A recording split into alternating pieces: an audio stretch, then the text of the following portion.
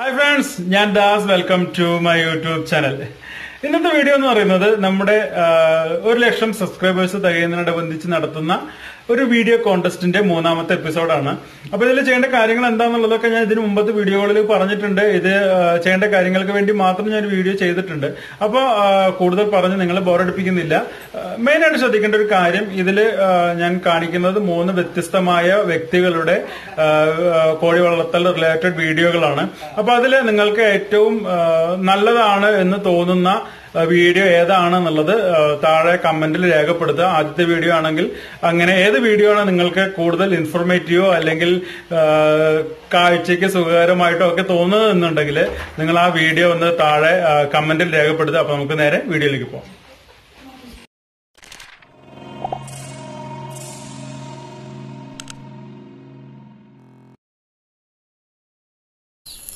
എൻ്റെ വീട് അയക്കാടാണ്. പാലക്കാട് മുണ്ടൂരിൽ ആണ് അയക്കാട് സ്ഥലം. ചെറുതായിട്ട് കോഴി വളർത്തുന്ന ഒരാളാണ് ഞാൻ. സന്തോഷത്തിന് വേണ്ടിയിട്ടാണ് കോഴി വളർത്തുന്നത്. ഈ കാണുന്നത് ഞങ്ങളുടെ അമ്പലമാണ്, വീട്ടിലുള്ളൊരു അമ്പലമാണ്. ക്ലിയറായി കാണിച്ചത്.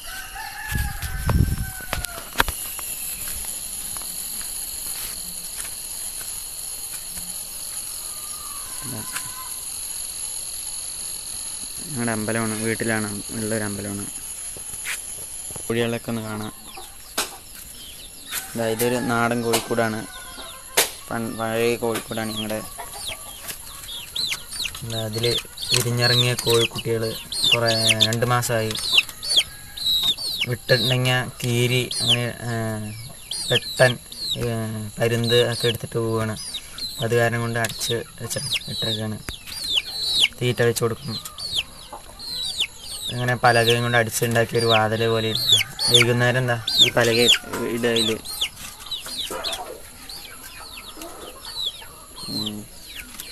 ഇതൊക്കെയാണ് കോഴികൾ. 10-20 കോഴികളൊക്കെ ഉള്ളൂ നിങ്ങൾക്ക്. വളർത്താൻ തുടങ്ങിയിട്ടുള്ളൂ. ഇപ്പോൾ കുറച്ച് കാലമായിട്ട് നിർത്തിയതായിരുന്നു. ഇത് ടാങ്ക്, കേടുവന്ന ടാങ്കും കൊണ്ടുണ്ടാക്കിയ ചെറിയൊരു കൂട് പോലെയുള്ളതാണ്. അതിൽ വിരിഞ്ഞിറങ്ങിയ കോഴിയാണ് അത്.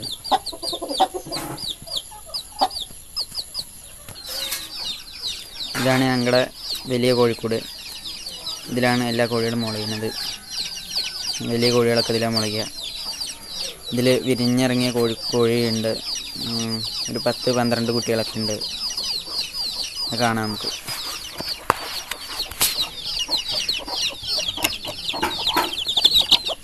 ഇതാണ് വിരിഞ്ഞിറങ്ങിയ കുട്ടികൾ. അപ്പുറത്തുണ്ട്.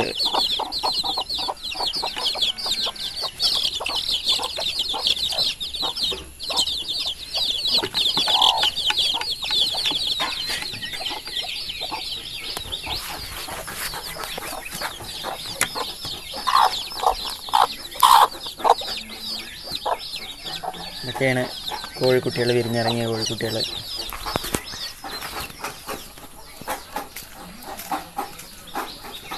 ഇതാണ് എൻ്റെ വീട്ടിലേക്ക് കയറി വരുന്ന പടി. താഴെ റോഡുണ്ട്. അങ്ങനെ പോയിട്ടുണ്ടെങ്കിൽ താഴെ മെയിൻ റോട്ടിലേക്ക് എത്തും. ഇതാണ് എൻ്റെ വീട്. സാധാരണ ഓട് വീട് തന്നെയാണ്, പഴയ വീടാണ്. ഏറ്റവും വലിയ പൂപ്പൻ രാജാവ്. പാവണ ആൾ, കൊത്തൊന്നുമില്ലായിരുന്നു. അങ്ങനെ അതിനങ്ങനെ കൊത്തൊന്നുമില്ല. കോഴികളെ കേട്ടോ. ചെറിയ കുട്ടികളെ കണ്ട കൊത്തുണ്ട്. 2-3 വയസ്സുള്ള കുട്ടികളെ കണ്ട ചാടി കൊത്തും. പക്ഷേ ഇപ്പം അങ്ങനെ കുറച്ച് ദിവസമായിട്ടില്ല.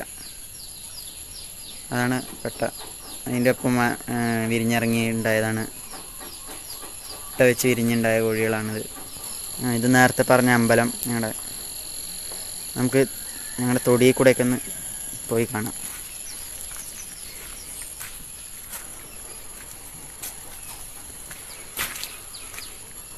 ഇതൊക്കെ ഞങ്ങളുടെ തൊടിയിലൊക്കെ അമ്പലം.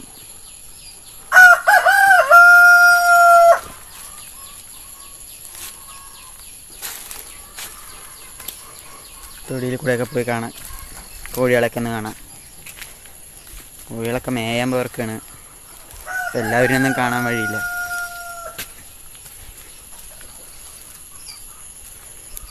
ഇതൊക്കെ ഞങ്ങളുടെ തൊടിയാണ്.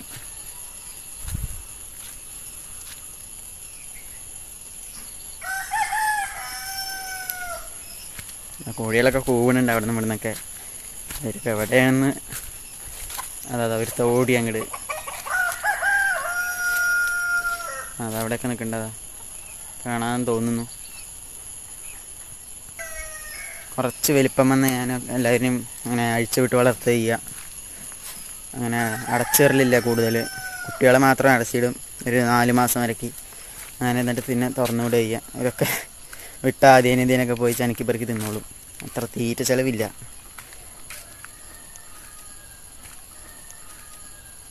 നാല് മാസം വരയ്ക്കൊന്നും അങ്ങനെയൊന്നും പിടിക്കില്ല ആയവരൊന്നും.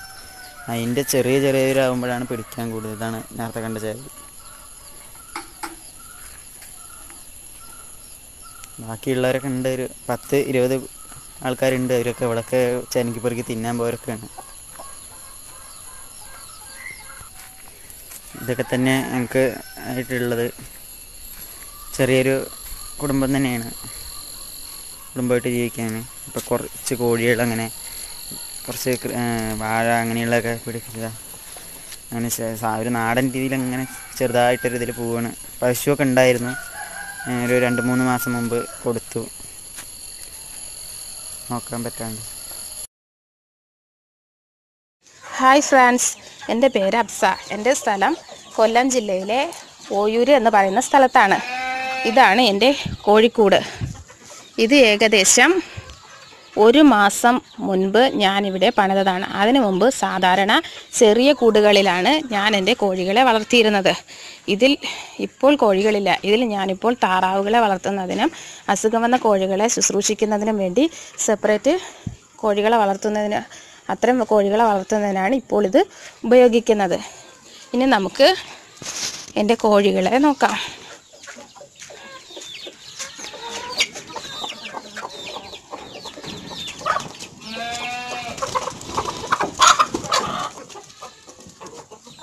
ഇതാണ് എൻ്റെ കോഴികൾ. ഇതിൽ ഏകദേശം 8 നാടൻ കോഴികളും ബാക്കിയെല്ലാം BV380 കോഴികളുമാണ്. ഇതിൽ എല്ലാ കോഴികളും എനിക്ക് മുട്ട ഇടുന്നുണ്ട്. BV380 കോഴികൾ എല്ലാ ദിവസവും എനിക്ക് മുട്ട ഇട്ട് തരുന്നുണ്ട്. അതുപോലെ നാടൻ കോഴികൾ ഒന്നിടവിട്ട ദിവസങ്ങളിൽ മുട്ടയിടാറുണ്ട്. എനിക്കിവിടെ മുട്ടയ്ക്ക് 7 രൂപ വച്ചാണ് ഞാനിവിടെ കൊടുക്കുന്നത്. അതുകൊണ്ട് തന്നെ എനിക്ക് അതിൽ നിന്ന് നല്ലൊരു വരുമാനം ഈ ഇത്രയും 25 കോഴികളിൽ നിന്ന് ലഭിക്കുന്നുണ്ട്. സ്റ്റാർട്ടിങ്ങിൽ ഞാൻ ഏകദേശം 3 വർഷമായി ഈ കോഴി വളർത്തലിലേക്ക് വന്നിട്ട്. സ്റ്റാർട്ടിങ്ങിൽ ഞാൻ 5 കോഴിയിൽ തുടങ്ങി. ആ 5 കോഴിയിൽ നിന്നാണ് പിന്നെ 10 കോഴിയിലെത്തി. അതിനുശേഷമാണ് ഇപ്പോൾ 25 കോഴികളിൽ എത്തിയത്. പുതുതായി തുടങ്ങുന്ന സംരംഭകരോട് എനിക്ക് പറയുവാനുള്ളത്, തുടക്കത്തിൽ നാം 3 അല്ലെങ്കിൽ 5 കോഴികളെ വളർത്തി അവയെക്കുറിച്ച് നന്നായി പഠിച്ചതിന് ശേഷം മാത്രം കൂടുതൽ കോഴികൾ വാങ്ങി അതിനെ വളർത്തുവാൻ നാം ഇറങ്ങിത്തിരിക്കുക. അല്ലെങ്കിൽ അത് വൻ നഷ്ടത്തിലേക്ക് തന്നെ പോകും. ഇതാണ് എൻ്റെ കൂടിൻ്റെ ഉൾവശം. കൂടിൻ്റെ ഉൾവശത്ത് ഞാൻ ഇതുപോലെ വലിയ കമ്പുകൾ വെച്ചിട്ടുണ്ട്.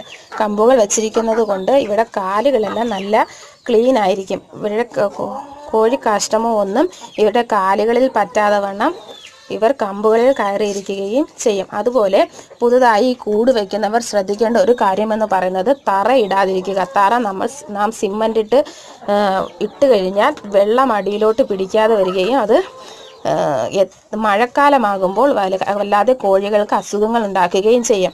അതുകൊണ്ട് തറ ഇടാതെ തന്നെ നാം അതിനുള്ള ചിലവ് ഒഴിവാക്കി വേണം നാം കോഴിക്കൂട് പണിയുവാൻ. എന്നിട്ട് ഇതുപോലെ മരപ്പൊടിയോ എന്തെങ്കിലും വാരിയിട്ടിരുന്നാൽ കോഴിക്കൂട് നല്ല ഉണങ്ങി തന്നെ കിടക്കും. ഒരിക്കലും വൃത്തികേടായി കിടക്കത്തില്ല. ഇതുപോലെ കോഴികൾ മുകളിൽ കയറിയിരിക്കുന്നത് കൊണ്ട് അവരുടെ ദേഹത്ത് കോഴി കഷ്ടം പറ്റാതെ വണ്ണം കോഴി നല്ല വൃത്തിയായിരിക്കുകയും ചെയ്യും.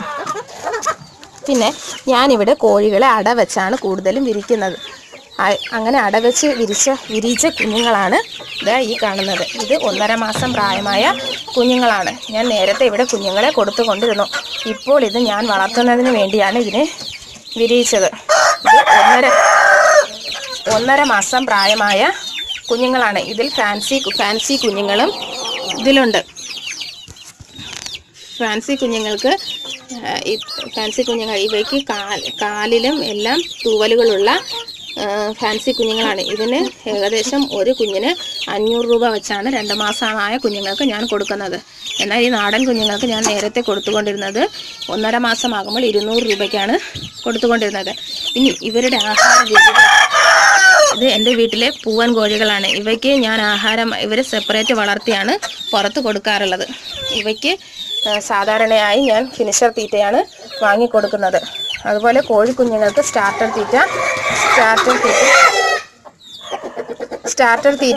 കൊടുക്കുന്നത്. സ്റ്റാർട്ടർ തീറ്റ കഴിഞ്ഞാൽ പിന്നെ ലെയർ മെഷ് ആണ് കൊടുക്കാറുള്ളത്.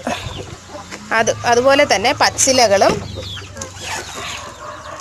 പച്ചിലകളും എല്ലാം ഞാൻ കോഴികൾക്ക് കൊടുക്കാറുണ്ട്. കോഴികൾക്ക് ആഹാരമായി നമ്മുടെ നാടൻ തീറ്റകൾ ഞാൻ അധികമായി ഉൾപ്പെടുത്താറുണ്ട്. എന്നാൽ അതിൽ കൂടെ ലെയർ മെഷും ഗോതമ്പ് തവിടും കൂടെ അല്പം വെള്ളത്തിൽ കുഴച്ചാണ് ഞാൻ വെച്ച് കൊടുക്കുക. അതുകൊണ്ട് തന്നെ തീറ്റ അധികം വേസ്റ്റ് ആവാതിരിക്കുകയും കോഴികൾക്ക് എല്ലാം കൊടുക്കാനായിട്ട് കഴിയും. അത് അല്പം പോലും വേസ്റ്റ് ആകത്തില്ല. പിന്നെ അതുപോലെ ഇതാണ് എൻ്റെ അസോളക്കുളം. ഇതിൽ നിന്ന് ഞാൻ കോഴികൾക്ക് അസോള ഇട്ട് കൊടുക്കാറുണ്ട്. ഒപ്പം ആട് ഉള്ളത് കൊണ്ട് ആടിനും എല്ലാം ഞാൻ അസോള കൊടുക്കാറുണ്ട്. അതുപോലെ ഇതാണ് എൻ്റെ താറാവുകൾ. ഇത് ഞാൻ പഠിക്കാമെന്ന് കരുതിയാണ് 4 താറാവിനെ വാങ്ങി വിട്ടത്. അതും മുട്ടയിടുന്ന താറാവുകളാണ്. ഇനി കോഴികൾക്ക് വരുന്ന അസുഖങ്ങൾ. കോഴികൾക്ക് സാധാരണയായി വരുന്നത് കാൽസ്യത്തിൻ്റെ അളവ് കുറയുന്ന ഒരവസ്ഥയാണ്. അതിന് ഞാൻ ചെയ്യുന്നത് കുമ്മായം വാങ്ങി വെച്ചിരുന്ന് അതിൽ നിന്ന് ഓരോ സ്പൂണിട്ട് തീറ്റയിൽ കലക്കിയാണ് കോഴികൾക്ക് കൊടുക്കാറുള്ളത്. അതുപോലെ തന്നെ കണ്ണിലൊക്കെ മുഖത്തെല്ലാം കുരുക്കൾ വരുന്ന അസുഖത്തിന് ഞാൻ ചെയ്യുന്നത് ക്ലീൻ ചെയ്ത ശേഷം അതിൻ്റെ മീതെയുള്ള കറുത്തിരിക്കുന്ന ആ ഭാഗം നീക്കം ചെയ്തതിന് ശേഷം അതിൽ ചെറിയ ഉള്ളി തേക്കാറുണ്ട്. തേക്കുമ്പോൾ 2 ദിവസം കഴിയുമ്പോൾ തന്നെ അത് പൂർണ്ണമായി സുഖപ്പെടാറുണ്ട്. ഇതൊക്കെയാണ് എൻ്റെ കോഴി വിശേഷങ്ങൾ. പിന്നെ ഞാൻ കോഴികൾക്ക് കൂടുതലായിട്ടും വെള്ളത്തിൽ മഞ്ഞൾപ്പൊടി ചേർത്ത് കൊടുക്കാറുണ്ട്. അതുപോലെ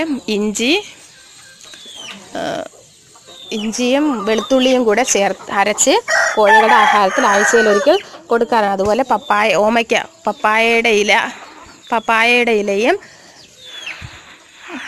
മുരിങ്ങ ഇലയും ആഹാരത്തിൽ ഞാൻ ഉൾപ്പെടുത്താറുണ്ട്. അധികം ഞാൻ അടുക്കള വേസ്റ്റ് അധികമായിട്ട് കൊടുക്കാറില്ല. കാരണം എന്ന് വെച്ചാൽ നെയ്യ് കെട്ടിയിട്ട് കോഴികൾ ചത്തുപോകുന്ന അവസ്ഥ ഒഴിവാക്കുന്നതിന് വേണ്ടിയാണ് ഞാനിങ്ങനെ ചെയ്യുന്നത്. എൻ്റെ വീഡിയോ ഇതാണ് എൻ്റെ കോഴി വിശേഷം. നന്ദി.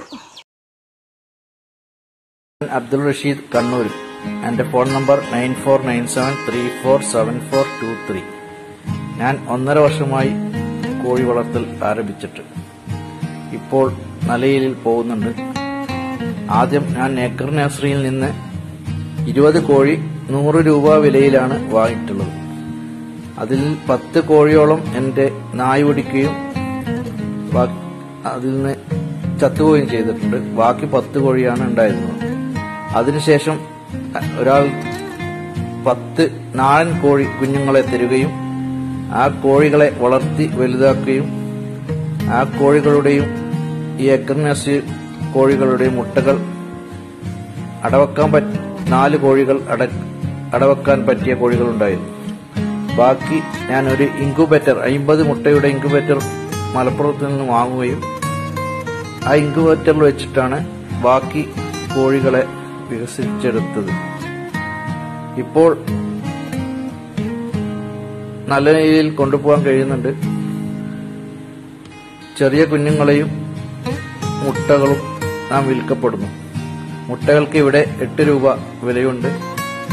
കോഴി 2 മാസം കഴിഞ്ഞാൽ 75 രൂപ, 3 മാസം കഴിഞ്ഞാൽ 125 രൂപ, ഒരു മുട്ടയിടാനായാൽ 500 രൂപയും കിട്ടുന്നുണ്ട്. അതിനുശേഷം കുറച്ച് കരിങ്കോഴി കൊത്തുമുട്ട വാങ്ങുകയും അതും വിരിയിപ്പിച്ചിട്ടുണ്ട്. ആ കോഴികളാണ് ഈ കാണുന്നത്.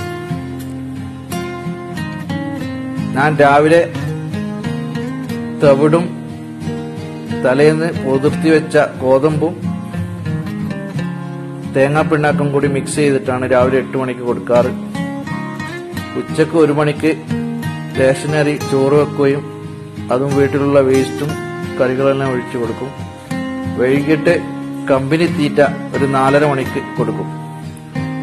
ലെയർ മെഷ്, ചെറിയ കുഞ്ഞുങ്ങൾക്ക് സ്റ്റാർട്ടർ, 2 മാസം കഴിഞ്ഞ കുഞ്ഞുങ്ങൾക്ക് ഗ്രോവർ ആണ് കൊടുക്കാറ്. അതുപോലെ വാഴയില, മുരിങ്ങയില, മറ്റുള്ള പച്ചപ്പുല്ലുകൾ എന്നിവ കൊടുക്കാറുണ്ട്. ആഴ്ചയിൽ ഒരിക്കൽ സപ്ലിമെന്റ് ഗ്രോവി പ്ലസും കൊടുക്കുന്നുണ്ട്. താറാവ് ഞാൻ ഇൻക്യുബേറ്ററിൽ വെച്ച് 2 മുട്ട വെച്ചതാണ്. അതിൽ 1 മാത്രമേ എനിക്ക് വിരുന്ന് കിട്ടിയിട്ടുള്ളൂ. ആ താറാവാണ് ഈ കാണുന്നത്. ഇനിയും വികസിപ്പിക്കണമെന്നുണ്ട്. ഇപ്പോൾ ഞാൻ പുറത്ത് ഇളക്കി വിട്ടിട്ടാണ് അധികം വളർത്തുക. രാവിലെ ഇറക്കി വിട്ടാൽ വൈകുന്നേരം 4-5 മണിക്ക് മാത്രമേ കൂട്ടിലേക്ക് കയറ്റാറുള്ളൂ.